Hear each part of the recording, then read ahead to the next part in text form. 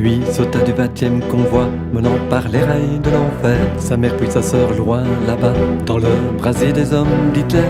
Les nazis lui ont pris les siens, voulaient faire de lui un paria. Il défendra les droits humains, au nom des siens sera papa. L'autre trop jeune pour adopter la vision traître de son père, verra ses deux frères s'engager sous les drapeaux des tortionnaires. Très petit, il dessinera, emprisonné dans son silence, la sculpture le sauvera du fardeau de cette déchéance. Ces enfants de 8 et 6 ans, détruits, piétinés par la guerre, ont dû affronter leurs tourments et la terreur en solitaire. Leur vie durant, ils ont traîné la violence de leur enfance, de leur enfance.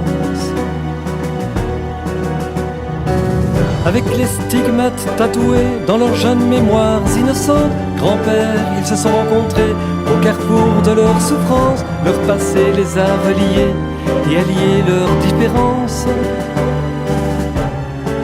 Leurs différences. Non, jamais ils n'avaient cessé de remettre tout en question, d'interroger les faits passés, les génocides et leurs raisons. Que serait-il donc devenu? Quel bourreau ou quel résistant, s'ils avaient tous les deux reçu un héritage bien différent? Ils voulaient vaincre l'ignorance, cherchaient à ouvrir leur esprit, où le respect et la tolérance seront plus forts que le mépris. Témoins de cette barbarie, ces aînés passeurs de mémoire savent qu'au-delà de la folie persiste la raison de croire.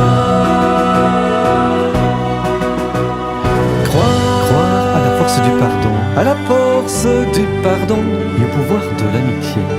Et au pouvoir de l'amitié, croire que chaque homme peut être bon, croire que chaque homme peut être bon, et tout ennemi, réconcilié, réconcilié. Que tout devait opposer, que tout devait opposer, se sont glissés dans l'autre camp, se sont glissés dans l'autre camp, cherchant la part d'humanité, cherchant la part d'humanité que chacun draine dans son sang, dans son sang. L'encre de l'espoir dans leurs veines a dessiné d'autres projets, changeant la vengeance et l'aine en message d'amour et de paix.